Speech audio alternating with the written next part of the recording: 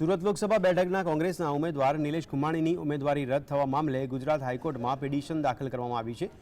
આ પિટિશન કોંગ્રેસના નેતાઓ અને એક મતદાર તરીકે કરવામાં આવી છે, જે પિટિશનમાં નિલેશ કુમાણી અને તેના ટેકેદારો વિરુદ્ધ ખોટી એફિડેવિટ રજૂ કરવા મામલે ગુનો દાખલ કરવામાં આવ્યો છે। ત્યારે બિનહરીફ ચૂંટાઈ આવેલા ભાજપ નેતા મુકેશ દલાલનું સાંસદ પદ રદ કરી ફેર ચૂંટણી કરવામાં આવે તેવી માંગણી કરવામાં આવી છે।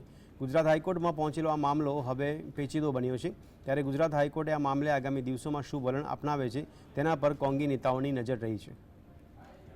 અમારી મુખ્ય માંગણી છે કે સુરતમાં નવેસર ઇલેક્શન આપવું જોઈએ, જેથી મતાધિકારનો હક જે લોકોનો છે એમને મળવો જોઈએ અને ગેરકાયદેસર રીતે મુકેશ દલાલને સંસદ જાહેર કરવામાં આવ્યા છે, તેમનું સંસદ પર રદ કરવામાં આવે, એ અમારી મુખ્ય માંગણી છે। અને સૌથી મોટો ગુનો ખોટો એફિડેવિટ કરવાનો છે, તો નિલેશ કુમારે જે એફિડેવિટ કરી હોય, જે વકીલે નોટિસમાં સહી સિક્કા કરી હોય, એની સામે પણ કાર્યવાહી થવી જોઈએ એવી મારી માંગણી છે। અને જે ફરિયાદ કરવામાં આવી છે એમાં મારી સાથે બીજા બે ફરિયાદી છે, એક અશોકભાઈ પીપળે અને ફિરોઝભાઈ મલિક, અમે 3 જણાએ એક મતદાર તરીકે